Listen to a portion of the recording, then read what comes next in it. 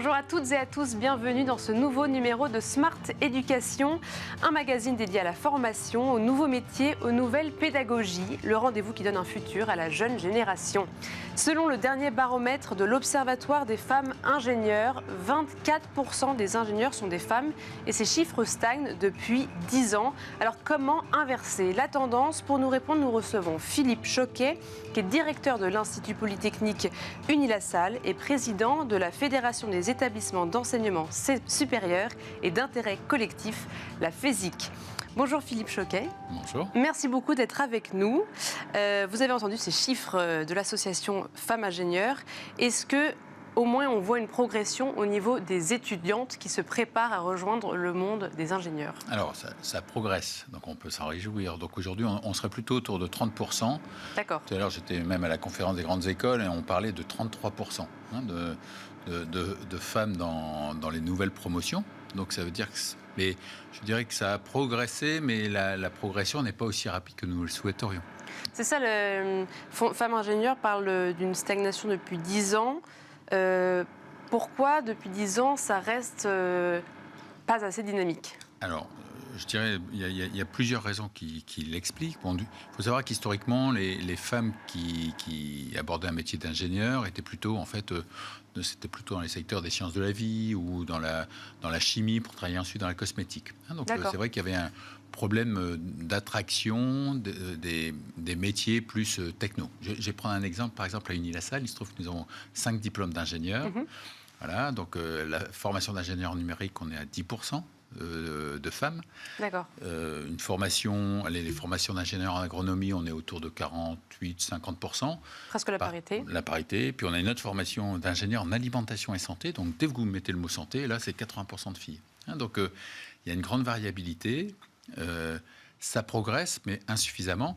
Alors je pense que ça a également été impacté par je dirais peut-être un peu une désaffection aussi des cursus scientifiques. C'est-à-dire que globalement, à la fois pour les femmes et pour les garçons, on se rend compte en fait d'une difficulté d'attirer beaucoup de médias, d'experts le disent, d'attirer des jeunes pour travailler dans des métiers scientifiques, pour travailler dans les métiers d'ingénieurs. Aujourd'hui, on manque d'ingénieurs en France, et donc il y a cette première difficulté. Et puis après, effectivement, comment arriver à augmenter le taux de femmes? Et c'est peut-être là où se tient la solution. Parce que vous dites que déjà, il y a une difficulté à recruter des ingénieurs en règle générale et qu'en plus, du coup, derrière, se retrouve encore plus la difficulté de retrouver des femmes ingénieurs. Juste en quelques chiffres, aujourd'hui, on diplôme à peu près 40 000 ingénieurs par an. D'accord. Il en faudrait 60 000. C'est-à-dire que on peut parler de transition écologique, numérique, alimentaire, mais tout ça, ça va demander des ingénieurs. On veut relocaliser en France. Donc ça demande des ingénieurs, mais si on n'a pas d'ingénieurs, on ne pourra pas faire tout ça. Donc il y a vraiment une situation de pénurie. Et qu'est-ce qui a déjà été fait, peut-être tenté qui n'a pas réussi ou tenté qui a montré ses fruits? Oui, alors, pour sélectionner plus de femmes. Je pense que par rapport à ça, il y a d'abord des stéréotypes.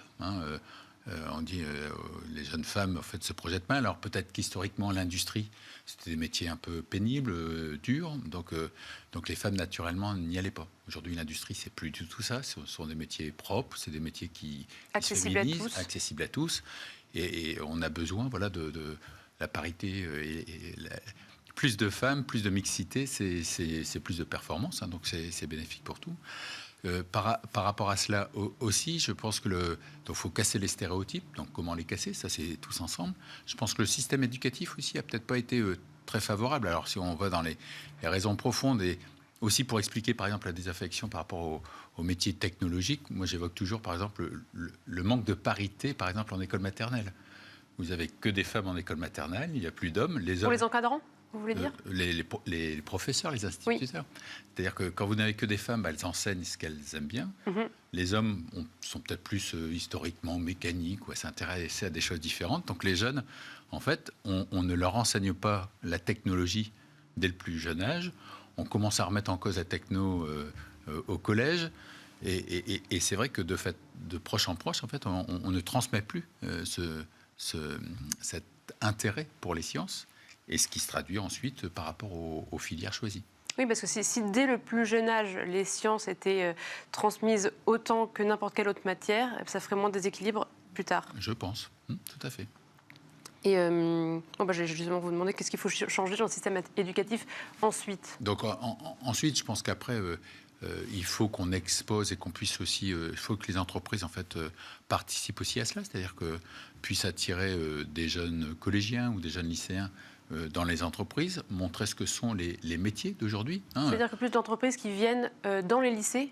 Alors, dans les lycées, mais aussi dans les stages de troisième, par exemple, souvent les collégiens font des stages dans les entreprises. C'est un moyen de montrer les métiers, de casser ces stéréotypes, de montrer qu'il y a des métiers très intéressants, de montrer aussi, souvent on parle du métier d'ingénieur. Alors les garçons le faisaient sans trop savoir ce qu'il y avait derrière, les filles avaient du mal à se projeter. En fait, ingénieur, c'est pas un métier. Ingénieur, c'est des multiples métiers. Si je prends à Unilassal, par exemple, j'ai à peu près la moitié de mes ingénieurs qui, à l'issue de leur diplôme d'ingénieur, font un métier dans le commercial, le marketing ou le management. Vous voyez, donc en fait, la formation d'ingénieur débouche sur de multiples métiers, mais il y a aussi de la recherche et développement, il y a aussi des métiers plus industriels. Et en fait, il faut vraiment communiquer sur cela.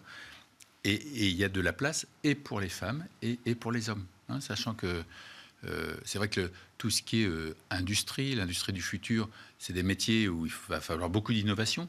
Si on veut relocaliser tous les enjeux de transition, il faut de l'innovation. Et je pense que et les femmes et les hommes ont des choses complémentaires à apporter par rapport à tout ce qui a changé.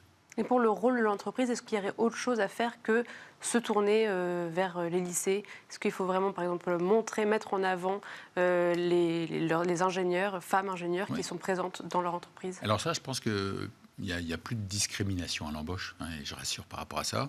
Globalement, les salaires à l'embauche sont quasiment les mêmes entre les garçons et les filles, très peu de décalage. Après, on peut constater aujourd'hui des décalages dans l'évolution de carrière, mais ce n'est pas spécifique au métier d'ingénieur. Je pense que c'est spécifique à toutes les professions, et c'est là où, tous ensemble, il faut qu'on se mobilise pour qu'il n'y ait pas ce décalage de progression, d'évolution au sein des entreprises. Aujourd'hui, on voit de plus en plus de femmes en situation de responsabilité. On voit de plus en plus de femmes entrepreneurs et on s'en réjouit. Moi, j'ai beaucoup d'anciennes élèves qui créent leur entreprise. Alors, dans le secteur alimentaire ou cosmétique, c'est vrai que c'est peut-être plus facile, mais je dirais c'est des métiers intéressants. Et donc, femmes entrepreneurs, ça existe aussi. Et c'est tout à fait compatible avec des vies de famille où il n'y a aucun souci par rapport à ça. Est-ce que justement au sein de la FESIC ou d'Unilassal, vous apportez des formations ou des sensibilisations à certaines difficultés auxquelles pourraient faire face les femmes dans le monde du travail? Alors, je dirais, dès lors que vous n'êtes pas dans des extrêmes, par exemple, si on est à moins de 10% de jeunes femmes dans un cursus d'études, c'est vrai que ça laisse... on peut prêter le flanc à les dérapages sexistes et tout ça interviennent plus facilement. Dès lors que vous avez des promotions, des cohortes d'étudiants mixtes, donc c'est le meilleur moyen pour habituer les gens à travailler et à éviter ces discriminations. Après, c'est vrai je pense qu'il y a un très gros travail de sensibilisation dans les écoles. À Unilassal, on y est très sensible, c'est-à-dire que dès qu'il y a des violences sexistes ou des propos sexistes, on fait très attention par rapport à cela. Et je pense que ça progresse. Après, c'est la pédagogie de l'exemplarité. C'est comment, dans la gouvernance de l'école, dans le mode de fonctionnement, en fait, les femmes sont à un niveau aussi important que les hommes. À Unilassal, on est très fiers d'avoir un index de parité à 98%. Et donc, c'est aussi montrer aux jeunes, en fait, la place que les femmes et la valeur ajoutée que peuvent amener les femmes dans des gouvernances et le bénéfice qu'on peut en tirer. Vous avez mis en place quelques dispositifs spécifiques, soit au sein de la FESIC, soit d'Unilassal? Alors, au sein de la FESIC, c'est un sujet important, notamment, je dirais, dans les écoles d'ingénieurs et une école d'ingénieurs peut-être plus techno où il y a moins de femmes, mais par exemple la présidence de femmes ingénieurs vient de prendre la direction générale de l'ISEP, qui est une école d'informatique, d'électronique. Donc ça montre que les choses bougent et que c'est possible. Et Aline Aubertin milite beaucoup par rapport à ça et notre porte-parole quelque part. Mais on aimerait bien encore avoir plus de femmes directrices d'école. Donc la parité, on a encore quelques progrès à faire. Mais ça avance. Et est-ce que dans le monde de l'entreprise, on remarque qu'il y a encore une très forte proportion de femmes dans les fonctions de gestion ou d'administration, où là, ça s'est vraiment démocratisé sur les métiers plus de recherche, voilà, plus techniques? Alors, historiquement, c'était un peu ça. Oui, c'est-à-dire, je pense que ça évolue. Alors ça évolue. Avant, il y avait aussi une carence. Il n'y avait quasiment pas de femmes ingénieurs ou à même d'assumer certaines fonctions.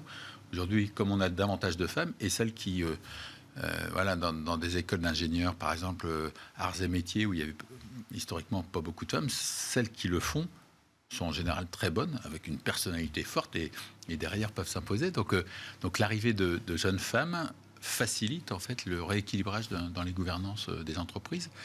Après, je pense que c'est un peu comme le handicap. En fait, les entreprises veulent progresser en fait dans la parité, veulent avoir atteindre leurs objectifs de personnes en situation de handicap, mais encore faut-il qu'on puisse leur former des cadres femmes ou des cadres qui quelquefois ont des handicaps. Et je pense que les entreprises veulent progresser par rapport à ça. Il n'y a pas de posture discriminante a priori. Ça, je ne le pense pas du tout.